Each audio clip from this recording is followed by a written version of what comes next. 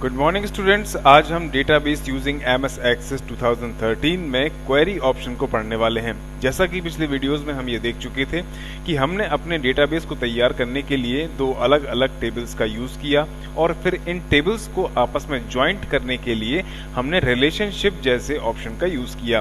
Relationship window में हमें मिलने वाले दो अलग अलग ऑप्शन जिसमें रेफरेंशियल इंटीग्रिटी रूल्स और ज्वाइंट टाइप जैसे ऑप्शंस को भी हम यहाँ पर समझ चुके थे। आज के वीडियो में हम समझने वाले हैं कि एमएस एक्सेस 2013 में आप क्वेरी ऑप्शन को किस तरह से यूज कर सकते हैं। तो सबसे पहले यहाँ इस बात को जान लेना बहुत जरूरी है कि क्वेरी का मीनिंग आखिर क्या होता है। तो यहाँ पर सिंपल सा मीनिंग है क्वेरी का, जो है कि जब आप अपने डेटाबेस से किसी भी तरह का कोई क्वेश्चन करना चाहते हैं या जब एक यूजर अपने बल्क डेटा में से किसी पर्टिकुलर डेटा को किसी स्पेशल कंडीशन के आधार पर सर्च करना चाहता है, तो ऐसी कंडीशन में क्वेरी ऑप्शन का यूज किया जाता है। तो आज के वीडियो में हम यही समझने वाले हैं कि किस तरह से हम अपने स्पेसिफिक डेटा को सर्च कर सकते हैं। तो आइए हम स्टार्ट करते हैं ऑप्शन क्वेरी। सबसे पहले हमें एमएस एक्सेस 2013 को ओपन करना है और दो अलग अलग टेबल्स यहाँ पर आपको क्रिएट करनी है। यहाँ पर मैंने पहले से ही दो अलग अलग टेबल्स को क्रिएट करके रखा हुआ है। देखिए, इसमें हमारी फर्स्ट टेबल है एम्प्लॉय डिटेल की और सेकंड टेबल है हमारी डिपार्टमेंट की। यहाँ आप देख सकते हैं जो हमने फर्स्ट टेबल को यहाँ पर क्रिएट किया है, यहाँ पर हमने जो एम्प्लॉय नंबर, नेम और हाउस नंबर की अलग अलग फील्ड्स को क्रिएट किया सबसे पहले, और इन फील्ड्स के अंदर हमने रिकॉर्ड को यहाँ पर मेंटेन किया। इस रिकॉर्ड को अगर आप देखें तो यहाँ पर देखिए आप एम्प्लॉय नंबर के अंदर, इस फील्ड के अंदर जितना भी आपको डेटा यहाँ पर दिखाई दे रहा है, ये आपको कंटिन्यूसली फॉर्म में दिखाई दे रहा है। मतलब 10001 2 3 4 5 6 7 8 9 10 और 11। इसके बाद हम अपनी सेकंड टेबल पर नजर डालते हैं और सेकंड टेबल में हम यहाँ देखते हैं जो हमने एम्प्लॉय नंबर का डेटा, एम्प्लॉय नंबर फील्ड में हमने जिस डेटा को यहाँ पर रखा हुआ है, इसमें हमने एक एक रिकॉर्ड को बीच में छोड़ दिया है। यहाँ अगर आप देखें तो ये देखिए 2 4 6 8 10 12 13 और 14। यहाँ पर एक एक रिकॉर्ड को छोड़ने का मेन मोटिव केवल इतना है ताकि मैं आपको दिखा सकूं कि क्वेरी किस तरह से यहाँ पर काम करती है। अब आपको इन दोनों टेबल्स को यहाँ से सेव कर देना है। ये मैंने दोनों टेबल्स को यहाँ से सेव कर दिया है और सेव करने के बाद अब आपको अपनी दोनों टेबल्स को यहाँ से बंद कर देना है। अब यहाँ आपको डेटाबेस टूल्स पर जाना है। डेटाबेस टूल्स से आप रिलेशनशिप ऑप्शन पर आएंगे और यहाँ आप शो टेबल ऑप्शन पर क्लिक करेंगे। जैसे ही आप यहाँ क्लिक करते हैं तो शो टेबल ऑप्शन का डायलॉग बॉक्स यहाँ पर आपको दिखाई देगा। यहाँ से आप दोनों टेबल्स को पहले सिलेक्ट कर लीजिए और यहाँ से आप इनको ऐड कर लीजिए। इसको फिर यहाँ से आप क्लोज कर दीजिए। यहाँ आप जैसे इसे क्लोज करेंगे तो आप देख सकते हैं आपको एक कॉमन फील्ड यहाँ पर दिखाई दे रही है जिसमें हमने प्राइमरी की को बना करके रखा हुआ है। दोनों टेबल्स में आप इसे देख सकते हैं। एम्प्लॉय नंबर आप फर्स्ट टेबल में भी देख पा रहे हैं और एम्प्लॉय नंबर आप यहाँ पर सेकंड टेबल में भी देख पा रहे हैं। अब इन दोनों टेबल्स को या इन दोनों फील्ड्स को आपको आपस में रिलेट कर देना है या ज्वाइंट कर देना है, और यहाँ से मैंने इनको ज्वाइंट करते हुए यहाँ पर रिलेशनशिप जो 1 to 1 का यहाँ पर क्रिएट हो रहा है, इसे मैंने यहाँ पर क्रिएट कर दिया है। और क्रिएट करने के बाद अब आपको इसे सेव कर देना है। सेव करके आप इसे क्लोज कर दीजिए और क्लोज करने के बाद अब आपको क्रिएट मेन्यू पर जाना है। ये क्रिएट मेन्यू पर गए आप और यहाँ से क्वेरी विजार्ड ऑप्शन को क्लिक कीजिए। क्वेरी विजार्ड ऑप्शन को जब आप यूज करेंगे तो क्वेरी का हम यूज ज्वाइंट टाइप ऑप्शन में भी समझ चुके हैं। यहाँ भी मैं आपको एक बार यूज करके दिखा देता हूँ। ये सिंपल क्वेरी विजार्ड है। यहाँ से आप इसको ओके करेंगे। ओके जैसे ही आप करते हैं तो आपको सिंपल क्वेरी विजार्ड की विंडो यहाँ पर दिखाई देती है। अब यहाँ पर आपको अपनी टेबल्स को सिलेक्ट करना है। तो यहाँ पर आपने जो टेबल्स यहाँ पर क्रिएट करके रखी हुई हैं पहले से, वो टेबल्स आपको यहाँ पर दिखाई दे रही हैं और उन टेबल्स के अंदर जिन फील्ड्स को बनाया गया है या अवेलेबल्स हैं जो भी फील्ड्स, वो आपको यहाँ पर दिखाई दे रही हैं। ये देखिए अवेलेबल फील्ड्स में, और जिन फील्ड्स को अब आप सिलेक्ट करने वाले हैं वो सिलेक्टेड फील्ड का बॉक्स आपको यहाँ पर दिखाई दे रहा है। यहाँ पर सभी फील्ड्स में से जिन भी फील्ड्स को आप सिलेक्ट करना चाहते हैं अपनी क्वेरी की रिजल्ट टेबल में, उसे आप यहाँ से उठा सकते हैं। ये मैंने इन सभी को यहाँ से पिक कर लिया है और यहाँ मैं अपनी सेकंड टेबल पर आता हूँ और सेकंड टेबल में भी मैंने जो फील्ड्स को क्रिएट किया है उसमें से मुझे केवल डिपार्टमेंट और सैलरी नाम की दो अलग अलग जो फील्ड्स हैं उनको मैंने यहाँ पर शामिल कर लिया है। अब हम यहाँ से नेक्स्ट ऑप्शन पर क्लिक करते हैं और नेक्स्ट ऑप्शन पर क्लिक करने के बाद यहाँ पर हम इसे अपनी क्वेरी का नाम दे देते हैं। हमारी इसे क्वेरी का मैंने नाम दे दिया है यहाँ पर 1 और इसे हम कर देते हैं फिनिश। जैसे ही आप यहाँ पर फिनिश करेंगे आपको इस तरीके से आपका रिकॉर्ड दिखाई देगा। अब यहाँ पर आप कहेंगे सर यहाँ तो जो हमें रिकॉर्ड दिखाई दे रहा है ये रिकॉर्ड कुछ इस तरह से दिखाई दे रहा है जो ज्वाइंट टाइप में हमें रिकॉर्ड दिखाई दे रहा था क्वेरी में, सेम वैसा ही रिकॉर्ड आपको यहाँ पर दिखाई दे रहा है। तो इसका रीजन केवल इतना है कि यहाँ जब आपने रिलेशनशिप को क्रिएट किया है तो रिलेशनशिप में, जैसा कि मैं आपको बता चुका हूँ पहले ही, कि रिलेशनशिप ऑप्शन में जब आप जाते हैं तो आपको यहाँ पर एडिट रिलेशनशिप में एक ऑप्शन दिखाई देगा ज्वाइंट टाइप का। ये ज्वाइंट टाइप का जो ऑप्शन है यहाँ पर फर्स्ट ऑप्शन बाय डिफॉल्ट यहाँ पर क्लिक होता है, जिस कारण से यहाँ पर जो क्वेरी आपका जो रिजल्ट आपको दिखाई दे रहा है वो केवल ऐसा रिजल्ट दिखाई दे रहा है जो फर्स्ट टेबल में भी वो रिकॉर्ड शामिल है और सेकंड टेबल में भी जो रिकॉर्ड शामिल है वो दोनों रिकॉर्ड्स आपको कंबाइन करके यहाँ पर दिखाए जा रहे हैं। तो यहाँ पर आपको घबराने की ज़रूरत नहीं है। जो रिजल्ट आप देख सकते हैं वो आपको ज्वाइंट टाइप की कंडीशन के अकॉर्डिंग आपको यहाँ पर दिखाया गया है। उसके बाद आपको यहाँ से सेव कर दीजिए और सेव करने के बाद आप इसे बंद कर दीजिए।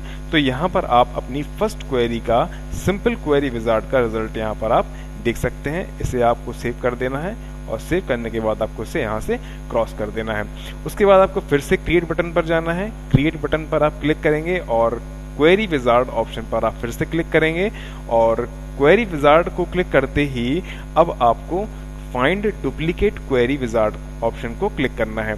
ये आप जैसे ही क्लिक करेंगे और इसे आप ओके करेंगे तो ये आपको नेक्स्ट डायलॉग बॉक्स पर ले जाएगा और यहाँ पर आपसे पूछा जाएगा, क्योंकि अब हम डुप्लीकेट, ये देखिए ये विंडो आपको दिखाई दे रही है, ये फाइंड डुप्लीकेट क्वेरी विजार्ड की विंडो है।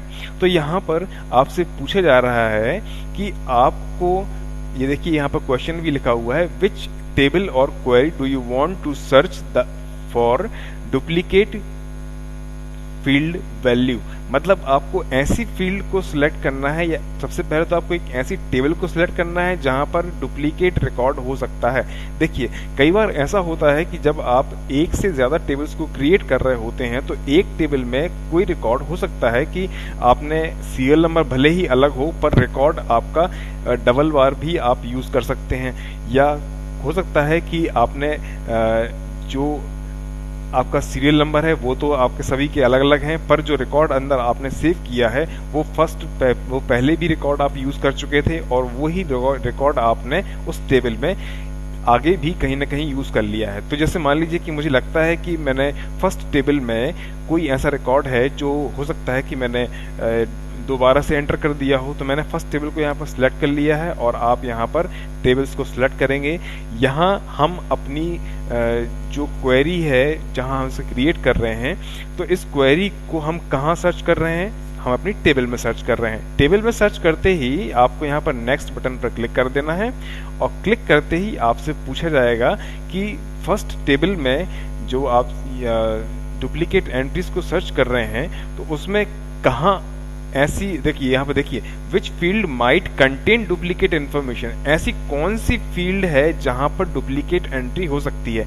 अब यहाँ पर थोड़ा सा कॉमन सेंस लगाने वाली बात है, जब आप एम्प्लॉय नंबर पर जब आप अवेलेबल फील्ड्स में एम्प्लॉय नंबर को अगर आप सिलेक्ट करते हैं तो एम्प्लॉय नंबर में तो डुप्लीकेट रिकॉर्ड नहीं हो सकता। क्यों नहीं हो सकता? क्योंकि एम्प्लॉय नंबर को हमने यहाँ पर प्राइमरी की बनाया है। तो यहाँ पर अब हम नेम्स में हमारा जरूर हो सकता है कि ऐसा कि हमने दोबारा से कोई नाम एंटर कर दिया हो, तो यहाँ पर हमने नेम ले लिया है। और हाउस नंबर भी हो सकता है कि हमने दोबारा से एंटर कर दिया हो, तो उसे भी हम यहाँ पर ले लेते हैं। और अब हम नेक्स्ट बटन पर क्लिक कर देते हैं। जैसे ही आप यहाँ क्लिक करते हैं तो आपसे पूछा जाता है कि आपने वो दो फील्ड्स तो यहाँ पर सिलेक्ट कर ली हैं जहां पर डुप्लीकेट रिकॉर्ड हो सकता है, पर जहां पर डुप्लीकेट रिकॉर्ड नहीं हो सकता है ऐसी फील्ड्स के रिकॉर्ड को भी आप देखना चाहते हैं क्या, तो यहाँ पर हम इसे सिलेक्ट कर लेते हैं और यहाँ इसको नेक्स्ट कर देते हैं और अपनी क्वेरी का हम यहाँ पर नेम चेंज कर लेते हैं। ये मैंने 2 डाल दिया है यहाँ पर, और यहाँ पर इसको मैंने फिनिश कर दिया है। जैसे ही आप फिनिश करते हैं तो हमारे सामने रिजल्ट आता है क्या, ये देखिए। सबसे पहले हमारी जो टेबल थी फर्स्ट वाली, हमने फर्स्ट टेबल को यहाँ पर चेक किया है। तो फर्स्ट टेबल को यहाँ देखिए, यहाँ पर ये नंबर्स तो आपको कहीं भी रिपीट नहीं होते, ये नंबर्स तो कहीं भी रिपीट नहीं हो रहे हैं, पर जो नेम है, ये नेम में कहीं ना कहीं कोई ना कोई नाम जो है वो रिपीट हो रहा है। तो यहाँ पर हम आते हैं अपनी क्वेरी टेबल में, और क्वेरी टेबल में हम देखते हैं कि लक्ष्मण नाम का जो एक एम्प्लॉय है उसका हाउस नंबर हम यहाँ भी ले चुके हैं, पर उसका एम्प्लॉय नंबर क्या था यहाँ पर 1011, और उसी लक्ष्मण का रिकॉर्ड हमने फिर से सेव कर दिया है, और उसका हाउस नंबर भी वही है जो पहले हम यूज कर चुके हैं, और उसका जो एम्प्लॉय नंबर है वो क्या है 1003। तो यहाँ पर आप इसको फिर से अपने टेबल में चेक कर सकते हैं। ये देखिए 1003 में सेम वही रिकॉर्ड है जो हमें क्वेरी के रिजल्ट में दिखाई दिया है, और यहाँ पर 1011 में भी हमें वही रिकॉर्ड दिखाई दे रहा है जो यहाँ पर डबल हो चुका है। अब हम यहाँ अपने रिजल्ट को सेव कर लेते हैं। ये मैंने टेबल को सेव कर दिया है अपनी, और इसको भी मैंने यहाँ पर सेव कर दिया है, और इसको मैंने यहाँ से हटा दिया है। अब हम बात करते हैं फिर से क्वेरी विजार्ड की। क्वेरी विजार्ड पर आइए और find unmatched query wizard option पर आपको क्लिक करना है। ये आपने यहाँ पर क्लिक कर लिया है, और क्लिक करने के बाद आप यहाँ पर ओके बटन पर क्लिक करेंगे। अब यहाँ देखिए, जब आप ने अपने रिकॉर्ड में या जब आपने अपने डेटाबेस में 2 अलग अलग टेबल्स को क्रिएट किया है, तो जाहिर सी बात है कि कुछ ऐसा रिकॉर्ड आपने यहाँ फर्स्ट टेबल में ऐसा रखा होगा जो सेकंड टेबल से मैच नहीं करता होगा, और सेकंड टेबल में भी कुछ रिकॉर्ड ऐसा होगा जो फर्स्ट टेबल से मैच नहीं करता होगा। तो यहाँ पर हम सबसे पहले फर्स्ट टेबल को बेस मानते हैं। ये मैंने फर्स्ट टेबल को यहाँ पर सिलेक्ट कर लिया है, और यहाँ से मैंने इसको नेक्स्ट कर दिया है, और अब हम इसकी तुलना किससे कर रहे हैं, अपनी सेकंड टेबल से कर रहे हैं। ये हम यहाँ इसको सिलेक्ट कर लेते हैं और नेक्स्ट पर क्लिक कर देते हैं। तो हमें इस तरीके से हमें दिखाई देता है कि दोनों टेबल्स का जो डेटा है वो हमें यहाँ पर दिखाई दे रहा है। अब यहाँ हम दोनों टेबल्स के बीच में कंपैरिजन कर रहे हैं, और इस कंपैरिजन में अब हमें जो रिजल्ट मिलेगा वो हमारी क्वेरी के टेबल में हमें दिखाई देगा। तो इसको हम नेक्स्ट करते हैं, और अब हमारी फर्स्ट टेबल का ऐसा कौन कौन सा रिकॉर्ड है जो सेकंड टेबल में हमको देखने नहीं मिलेगा। तो यहाँ पर हम उस रिकॉर्ड को यहाँ से हम यहाँ से ट्रांसफर कर लेते हैं, और नेक्स्ट बटन पर क्लिक करते हैं, और अपनी क्वेरी का नाम देते हैं 3। इसे हम यहाँ पर फिनिश करते हैं, और आप देख सकते हैं हमारे सामने जो रिजल्ट आपको यहाँ पर दिखाई दे रहा है वो ये है कि हमने यहाँ पर जब हमने फर्स्ट टेबल को बेस माना है, तो यहाँ पर फर्स्ट टेबल में आपको ये सभी रिकॉर्ड्स दिखाई देंगे, पर सेकंड टेबल में ये रिकॉर्ड्स आपको नहीं दिखाई देंगे।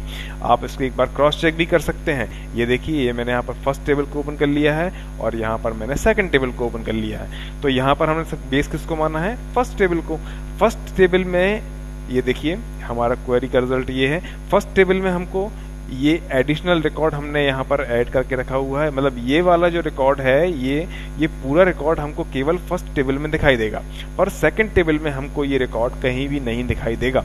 देखिए 1, 3, 5, 7, 9 और 11। तो यहाँ इससे हम अपनी सेकंड टेबल में चेकआउट करते हैं। ये देखिए 1, 3, 5, 7 ये रिकॉर्ड्स हमको यहाँ पर नहीं दिखाई देंगे।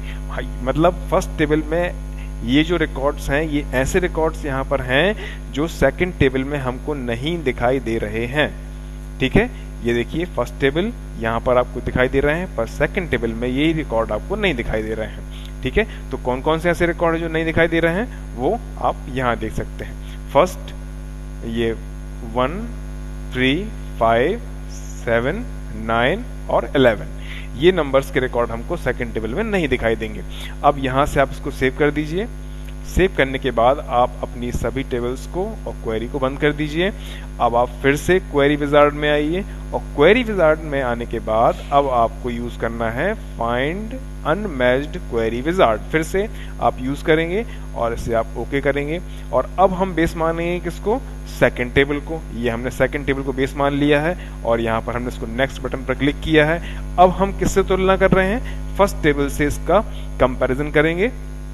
जब आप इसका कंपैरिजन, सेकंड टेबल का कंपैरिजन आप जब फर्स्ट टेबल से करेंगे तो यहाँ पर आप इसको सिलेक्ट कर लीजिए और अब देखिए अब सबसे पहले हमारी किस टेबल को रखा गया है, यहाँ पर सेकंड टेबल को सबसे पहले रखा गया है और फर्स्ट टेबल को यहाँ पर बाद में रखा गया है, क्योंकि हमने बेस किसको माना है, सेकंड टेबल को हमने यहाँ पर बेस माना है और क्वेश्चन हम किससे कर रहे हैं, फर्स्ट टेबल से कर रहे हैं। तो यहाँ हमने इसको सिलेक्ट कर लिया और नेक्स्ट बटन पर यहाँ पर क्लिक कर दिया। क्लिक करने के बाद अब हम सभी फील्ड्स को यहाँ पर ट्रांसफर कर लेते हैं, ठीक है, और इसके बाद हम नेक्स्ट बटन पर क्लिक करते हैं। नेक्स्ट बटन पर क्लिक करने के बाद हम अपनी क्वेरी का नाम यहाँ से चेंज करेंगे और यहाँ पर इसको फिनिश कर देंगे। जैसे ही आप यहाँ फिनिश करेंगे तो यहाँ पर सेकंड टेबल में ये ऐसे रिकॉर्ड्स यहाँ सेकंड टेबल में शामिल हैं जो फर्स्ट टेबल में कहीं भी आपको देखने के लिए नहीं मिलेंगे। आप चाहें तो इसे क्रॉस चेक भी कर सकते हैं। ये फर्स्ट टेबल हो गई आपकी और ये आपकी सेकंड टेबल हो गई।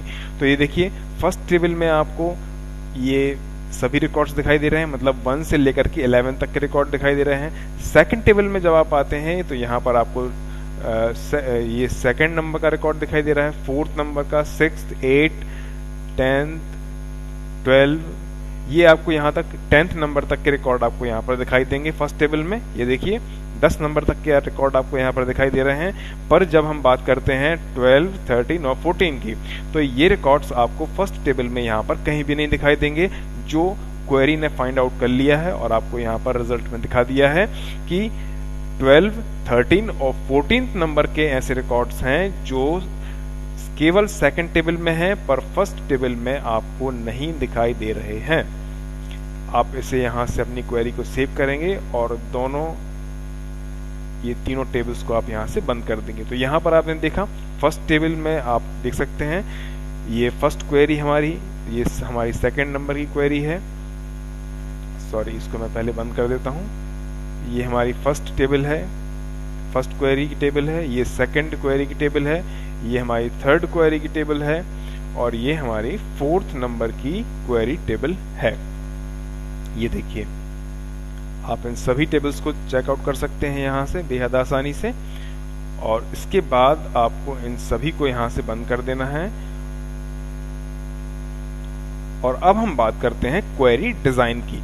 ये तो हुई क्वेरी विजार्ड की हेल्प से आपने क्वेरी को फाइंड आउट किया। अब हम बात करने वाले हैं कि अगर हम अपनी क्वेरी को डिजाइन व्यू से अगर सर्च करना चाहते हैं तो कैसे हम उसे सर्च कर सकते हैं। तो यहाँ पर हम देखिए ये क्वेरी डिजाइन का एक ऑप्शन आपको यहाँ पर दिखाई दे रहा है, आप उसको क्लिक कीजिए। जैसे ही आप क्लिक करते हैं तो यहाँ पर आपको सेम वही कंडीशन दिखाई जाती है। शो टेबल का एक डायलॉग बॉक्स आपको यहाँ पर दिखाया जाएगा और इस डायलॉग बॉक्स में यहाँ पर आपको आपकी टेबल्स यहाँ पर दिखाई देंगी। आप इन दोनों टेबल्स को सिलेक्ट कीजिए और इन्हें ऐड कर दीजिए। जैसे ही आप यहाँ ऐड करते हैं आप इस बॉक्स को बंद कर दीजिए। इस डायलॉग बॉक्स को बंद करने के बाद यहाँ देखिए आपको किस तरह से अपनी क्वेरी को यहाँ पर रन करना है। देखिए ये आप देख सकते हैं यहाँ पर आपको यहाँ पर ऊपर फील्ड्स के नेम दिए गए हैं, उसके बाद आपको टेबल दी गई है, फिर उसके बाद आपको जो ऑप्शन दिया गया है वो शॉर्ट का दिया गया है, फिर किस क्वेरी को आपको दिखाना है किसको नहीं दिखाना है ये दिया गया है। उसके बाद क्राइटेरिया की बात की गई है। क्राइटेरिया का मतलब होता है कोई स्पेसिफिक कंडीशन अगर आप देना चाहते हैं तो उसे भी आप यहाँ से सर्च कर सकते हैं। और यहाँ पर अगर कोई दूसरी कंडीशन भी अगर आप अप्लाई करना चाहते हैं तो आप एक साथ दो अलग अलग कंडीशंस को यहाँ पर लगा सकते हैं। तो यहाँ पर अभी मैं किसी भी प्रकार की कोई कंडीशन नहीं लगाऊंगा, बल्कि यहाँ पर हम ये सीखेंगे कि किस तरह से हम क्वेरी के डिजाइन व्यू से क्वेरी को कर सकते हैं। तो यहाँ पर देखिए ये टेबल्स में आते हैं हम और यहाँ पर हमें हमारी दोनों टेबल्स दिखाई देती हैं। यहाँ पर सबसे पहले आपको फील्ड्स सिलेक्ट नहीं करनी है, पहले आपको टेबल सेलेक्ट करनी है।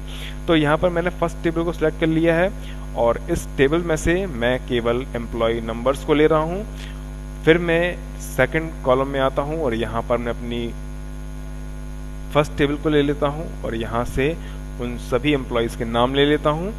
और इसके बाद यहाँ पर मैं सेकंड टेबल में आता हूँ, मुझे हाउस नंबर की ज़रूरत नहीं थी तो यहाँ पर मैंने सेकंड टेबल को सिलेक्ट कर लिया है। और यहाँ पर मैं देख सकता हूँ कि यहाँ पर जो मेरी सेकंड टेबल के सारे की सारी फील्ड्स हैं वो मुझे यहाँ पर दिखाई दे रही हैं। तो यहाँ पर मैं डिपार्टमेंट्स पे आ जाता हूँ, क्योंकि एम्प्लॉय नंबर हम पहले ही ले चुके हैं तो मुझे दोबारा से ज़रूरत नहीं पड़ेगी इसकी। और इसके बाद मैं फिर से डिपार्टमेंट पर आता हूँ और अब मैं लेता हूँ सैलरी फील्ड को।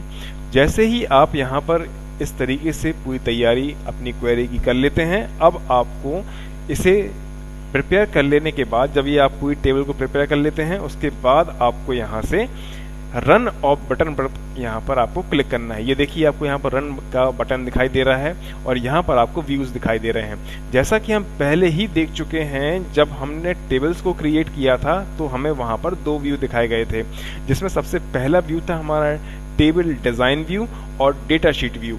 और यहाँ पर भी हमको, जब हम क्वेरी की बात कर रहे हैं या क्वेरी को क्रिएट कर रहे हैं, तो यहाँ भी हमको डेटा शीट व्यू दिखाई दे रहा है और हमारा डिजाइन व्यू दिखाई दे रहा है। अब आपको यहाँ पर बाहर क्लिक कर देना है और रन बटन पर आपको क्लिक कर देना है। जैसे ही आप यहाँ रन बटन पर क्लिक करते हैं, आपकी क्वेरी का जो आंसर है वो आपको यहाँ पर दिखाई देगा। तो आपको इसे सबसे पहले आपको क्लिक करना है। जैसे ही आप रन करते हैं तो आपकी क्वेरी का रिजल्ट आपको इस तरीके से यहाँ पर दिखाई देगा।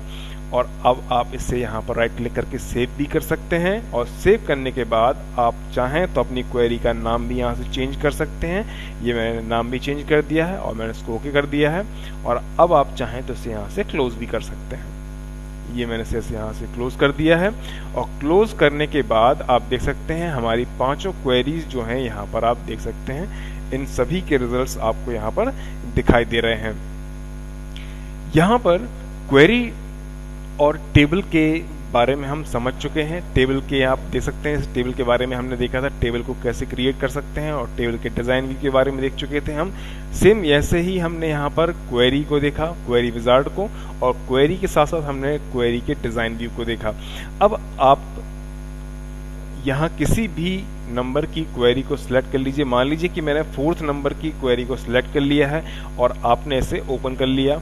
ये देखिए, ये आपका रिजल्ट है जो आपने क्वेरी की हेल्प से निकाला है। मतलब ऐसा डेटा निकाला था जो 2nd टेबल में तो था, पर 1st टेबल में ये डेटा अवेलेबल नहीं था। आप चाहें तो यहीं से राइट क्लिक करते हुए और डिजाइन व्यू पर आप क्लिक करेंगे तो सेम वही व्यू ओपन होगा जो आप पहले देख चुके हैं, या डिजाइन स्ट्रक्चर में आप क्वेरी के देख चुके हैं। मैं उम्मीद करता हूं कि आज की वीडियो में आप क्वेरी को किस तरह से यूज करना है बहुत अच्छे से समझ गए होंगे। यहाँ पर हमने दोनों ही ऑप्शन को आपको बहुत क्लियरली डिफाइन किया है, जिसमें आपने क्वेरी विजार्ड के बारे में भी पढ़ा है और क्वेरी डिजाइन के बारे में भी पढ़ा है। मैं उम्मीद करता हूँ कि आज का वीडियो आप सभी को समझ में आया होगा। आज के वीडियो में केवल इतना ही। Thank you.